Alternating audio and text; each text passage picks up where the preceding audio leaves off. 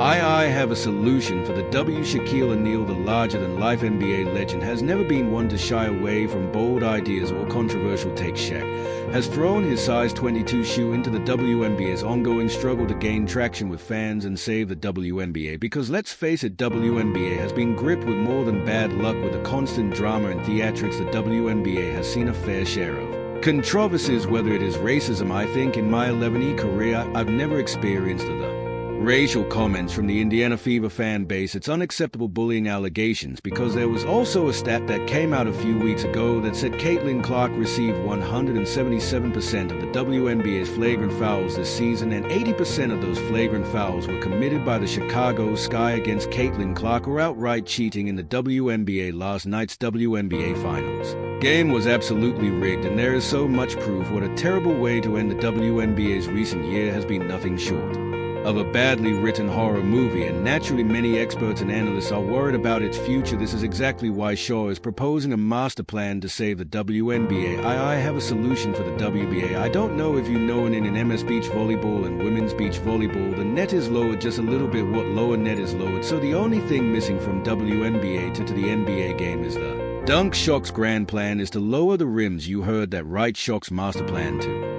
save the WNBA involves lowering the basket height, hoping to bring high-flying dunks to women's basketball and attract more viewers. While the idea is interesting, it is like applying Band-Aid on a bullet wound or throwing out water in a sinking boat. Why, you ask? Because compared to the mountain of issues the league faces, the height of rims are a trivial matter at hand. By say that to Reese, because if everyone starts dunking, then it's no longer a rare thing. Let's break this down. The allure of dunking could bring some novelty to the WNBA, especially since many of its athletes have trouble dunking properly. Brie Greer dunk force here. Go right ahead. Oh, we'll give him another shot. Hang on, just one. Give it. Go right ahead.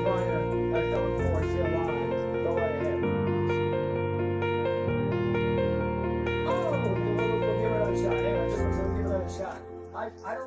I don't even think I can touch the bottom of the net. All right, give us a good one. Another shot. I don't even think I can touch the bottom of the. All right, give us a good one. Here comes Brittany Greer again, but it just feels like it's missing the forest for the trees. The challenge is plaguing the WNBA are much deeper than just aesthetics or highlight real moments. Lowering the rims won't magically erase problems like bullying, abuse, inadequate refereeing, racism, or the league's overall stagnation. It's like trying to fix a sinking ship with a fresh coat of paint. So in beach volleyball, the women's net is maybe half an inch lower. You think if we just lower the rim so y'all can dunk like we dunk, that'll give you on more than you already have. Shaw's proposal isn't entirely new. He's been vocal about lowering rims for years. In fact, he even told this to Candace Parker years ago, which he denied. On the surface, it's not the worst idea. Dunks are exciting. They are one of the NBA's main attractions. But the WNBA isn't just lacking dunk highlights. It's battling systemic issues that are far more complex. Shaq even factored in Caitlin Clark as an example of this idea. Oh my god, what you mean that's supposed to there's woman that can dunk though? Why you think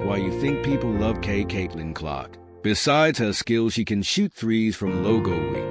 Never seen that before. He claimed that dunking can be the next big thing, just as Caitlin's logo 3 is. But focusing on dunks risks reducing the sport to a gimmick, undermining the incredible talent already on display. Plus, it's worth noting that most WNBA players aren't built for frequent dunking, even with lowered rims. I honestly think there's a little bit of an appeal to the WNBA that not all of it is in the same style as the NBA. While Shaq dreams of slam dunks lighting up WNBA highlights, the league is battling much more serious issues such as bullying and abuse. There are troubling reports that are more than just isolated incidents. They're systemic problems that affect team culture and player well-being. For example, Caitlin Clark being targeted due to jealousy antics have distracted many from her excellent play when she saw that she was ranked 24th, way below 50/50's music. 5,050 former players like Candace Wiggins have also spoken out about being bullied for not conforming to the league's dominant identity. These toxic environments are not only harmful but also a deterrent for future players. Then there's officiating, inconsistent calls. People are calling for the WNBA to review this. Many people are calling for Dejanay Carrington to be suspended for the next game. A lot of people are also saying that the WNBA often detracts from the overall quality of the game. Lower rims won't fix that. Then there's the infamous RW racism. Caitlin Clark's meteoric rise as a generational talent should have been a golden moment for the WNBA. Instead, the league failed to embrace her fully and painted a target on her back. You need to protect your superstars, and the WNBA has not done well this entire season of protecting their one superstar who brought in more eyeballs than anyone else has.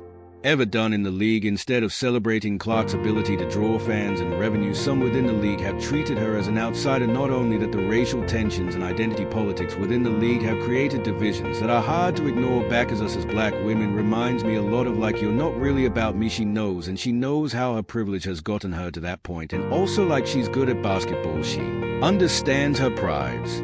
Her over-the-top. Speaking of Caitlin Clark, let's not forget the WNBA's missed opportunity to fully support her. She's a once-in-a-generation player who has single-handedly elevated the league's visibility. Her rookie season brought in new fans and boosted merchandise sales, yet instead of rallying around her, the league seemed hesitant, even antagonistic. Point that I'm really not understanding in all of this, and I feel like it's been such a pattern. Throughout the entire season, it feels like there are still certain people within the WNBA who want the league to grow, but they don't want it to grow if it's certain people at the face, and there is still this undertone of jealousy that for some reason I cannot get around calling it anything else but that, because I don't know what else it could be. I thought it was going to get better this season, but it hasn't. There are still people who seemingly to me feel like they just don't want Caitlin to be a part of it. The people that are like the WNBA want Caitlin Clark to fail. The WNBA, bad WNBA. This it gives ammo to the ant.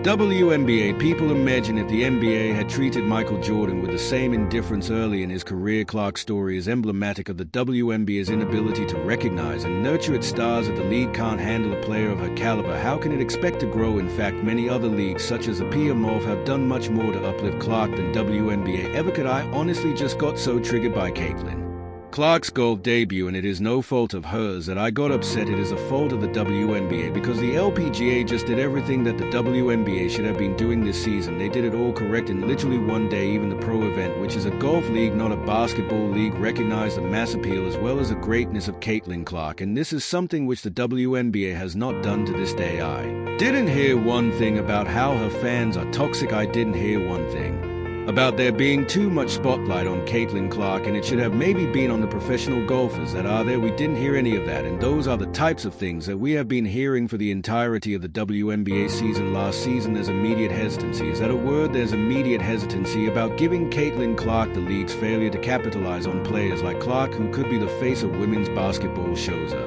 lack of foresight and adaptability, and if we are being honest, bad intentions. Hey LeBron, you 100% right on these girls hate knowing Caitlin Clark, you're petty girls. I expect men to be petty cause. We're the most insecure group in the world. You are. Why should be thinking that girl for getting y'all as private charters, all the money and visibility she bring into the JNBA. That's correct. The WNBA has not only failed to protect their superstars, but it has also struggled to innovate or market itself effectively. As a result, viewership has plateaued, and controversies often overshadow the on-court action. Lowering rims might generate short-term buzz, but it won't solve the WNBA's deeper problems. Shaquille O'Neal's suggestion to lower the rims is certainly eye-catching, but it's not the game's share. The WNBA needs the league's problems run far deeper than highlight-worthy plays. From bullying and abuse to stagnation in identity politics, the WNBA has a long way to go to secure its future. Don't be paired like dudes. Listen what she's accomplished. Get her flowers. Stop being petty. All you women out there, Shaw's heart is in the right place, but until the WNBA tackles its systemic issues, no amount of dunking will truly to save the league. If the WNBA wants to soar, it needs more than lowered rims. It needs a complete cultural and operational overhaul. Only then will it be able to